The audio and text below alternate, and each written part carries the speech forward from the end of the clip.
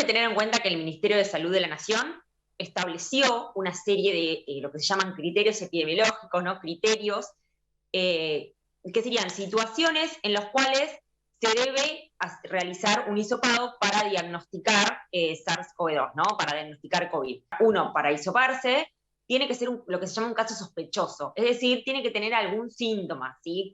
Compatible con COVID-19. En general, son dos síntomas, ¿sí? Si uno no fue contacto estrecho de nadie, entonces, con la aparición de dos síntomas, para hacer lo que se llama un caso sospechoso, ¿sí? De COVID-19. Y, por ejemplo, en el caso del contacto estrecho, es decir, si yo sé que fui contacto estrecho de un caso confirmado de COVID-19, con tener un solo síntoma, ¿sí?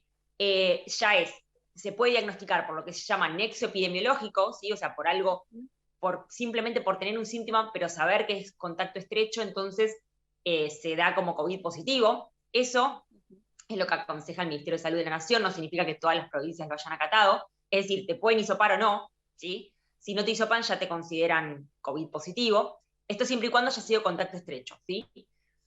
O, por ejemplo, hay otro criterio en el que uno se pierde repentinamente el olfato, ¿sí? Y el gusto, entonces ya tampoco es necesario hisopar porque se da como COVID positivo, porque es una característica muy particular de esta enfermedad, entonces no es necesario hisopar.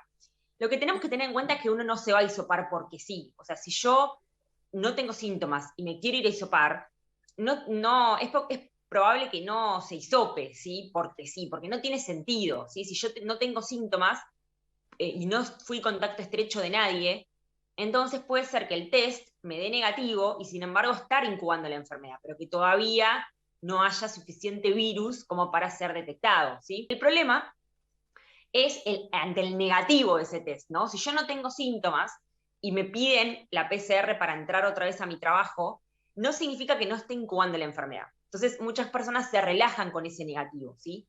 Ahora, si tengo síntomas y me da la PCR negativa, bueno, sí, ahí podemos descartar infección. En ese caso, ¿para qué se hace el antígeno?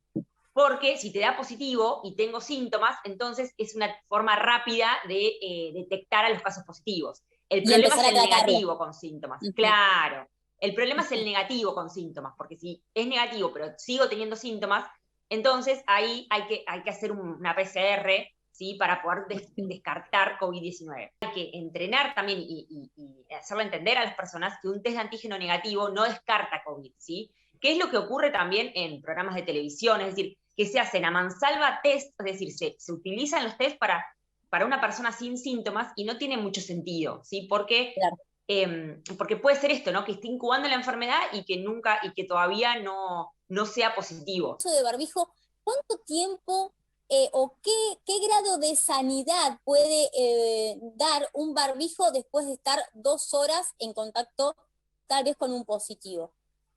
Bueno, lo importante es que depende qué tipo de barbijo, ¿sí? Y depende la distancia, depende la ventilación, es decir, son muchos factores que juegan a la hora de la transmisión del virus. Si son los quirúrgicos, es decir, los descartables, duran 3 horas aproximadamente, ¿sí? O sea, bien ajustados, duran 3 horas.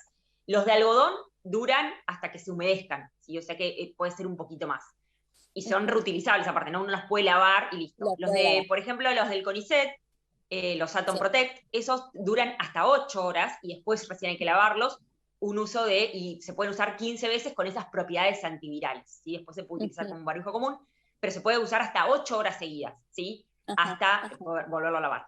Entonces, pero es importante eso, ¿no? Es decir, tratar de usar, sobre todo, lo digo también para trabajadores, ¿no? Que están en lugares cerrados, tratar de abrir la ventana aunque haga frío, ¿sí? Mantener la circulación de aire, y tratar de no sacarse el tapabocas.